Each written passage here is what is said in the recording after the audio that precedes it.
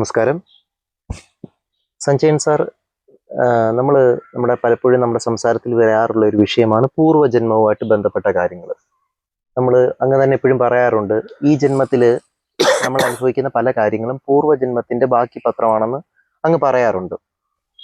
ഇന്ന് നമ്മുടെ ഈ പൂർവ്വജന്മത്തെ പറ്റി മനസ്സിലാക്കാൻ പറ്റുന്ന, അതായത് നമ്മൾ എന്തായിരുന്നു, നമ്മൾ എന്തൊക്കെ പ്രവർത്തനങ്ങളാണ് അന്ന് ചെയ്തിട്ടുള്ളത്, ഇതൊക്കെ മനസ്സിലാക്കാൻ പറ്റുന്ന ഏതൊക്കെ തരത്തിലുള്ള ശാസ്ത്രങ്ങളാണ് ഇന്ന് ഭാരതത്തിലുള്ളത്? നമുക്ക് ജ്യോതിഷത്തിലൂടെ നമുക്ക് പൂർവ്വജന്മത്തെ പറ്റി അറിയാൻ പറ്റുമോ?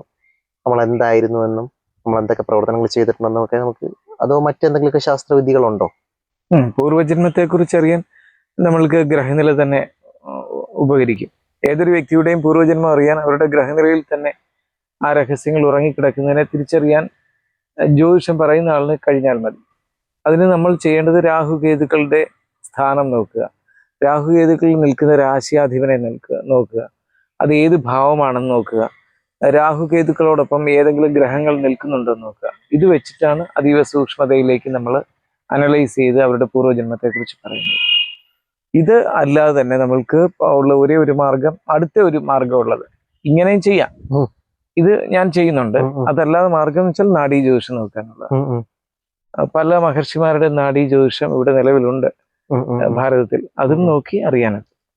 എന്നാൽ അതിലൂടെയാണ് കൂടുതൽ സൂക്ഷ്മമായിട്ട് ഇപ്പൊ കഴിഞ്ഞ ജന്മത്തിലെ പേര് വരെ പറയുന്ന സമ്പ്രദായമുള്ളത്. നിലവിലുള്ള ജീവിച്ചിരിക്കുന്ന യാതൊരു ജ്യോത്സ്യനും ഒരു പക്ഷേ പൂർവ്വജന്മത്തെ കുറിച്ച് ഈ ജന്മത്തിൽ പറഞ്ഞാലും അവരുടെ കഴിഞ്ഞ ജന്മത്തിലെ പേരോ മറ്റു കാര്യങ്ങളോ ഒന്നും പറയണമെന്നില്ല.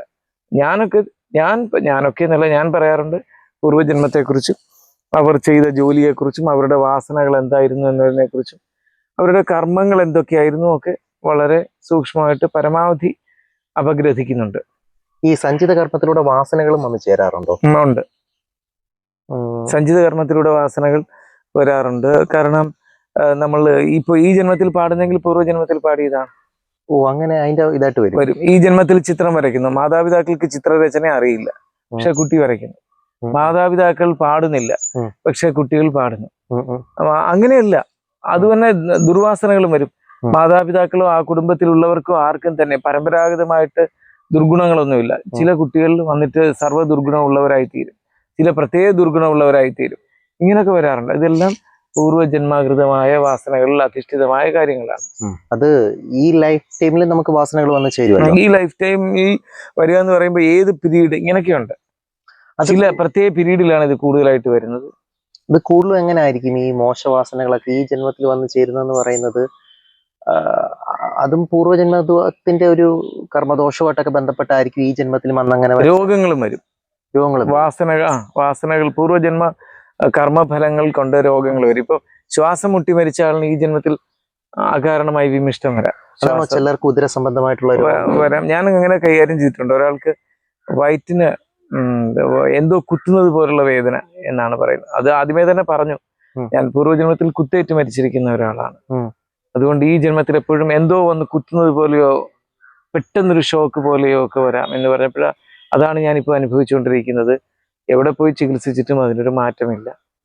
ഈ പറഞ്ഞാണ് ഉദര രോഗം എന്നുള്ളതല്ല, വയറ്റിൽ വലിയൊരു ഇടി കിട്ടുന്ന പോലെയും അകത്ത് ഭയങ്കരമായി കുത്തേറ്റ മുറിവിനെ പോലെ ആ മുറിവ് ഉണ്ടാകുന്ന സമയത്ത് ആ വേദനയും ആ വെപ്രാളവും ഒക്കെ അനുഭവിക്കുക. അപ്പോൾ അതിനുള്ള പരിഹാരമായിട്ട് പല കാര്യങ്ങളും ചെയ്യിപ്പിച്ചു. മനഃശാസ്ത്രപരമായിട്ട് ആ വ്യക്തിയുടെ ഉപബോധ മനസ്സിന്റെ ആ താളത്തിൽ നിന്ന് അവരെ രക്ഷിക്കുക എന്നുള്ളതാണ് നമ്മൾ ചെയ്യുന്നത്.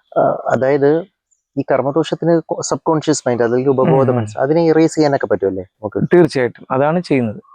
ഒരാളിനെ സാംസ്കാരികമായി പുഷ്ടിപ്പെടുത്തുന്നതും സാംസ്കാരികമായി ശോഷിപ്പിക്കുന്നതും വാസനകളെ പുഷ്ടിപ്പെടുത്തുന്നതിനും വാസനകളെ ഇല്ലാതാക്കുന്നതിനും ഒക്കെ ഉള്ള പ്രക്രിയകളുണ്ട്. അതാണ് ജ്യോതിഷത്തിലൂടെ നമ്മൾ ചെയ്യുന്നത്.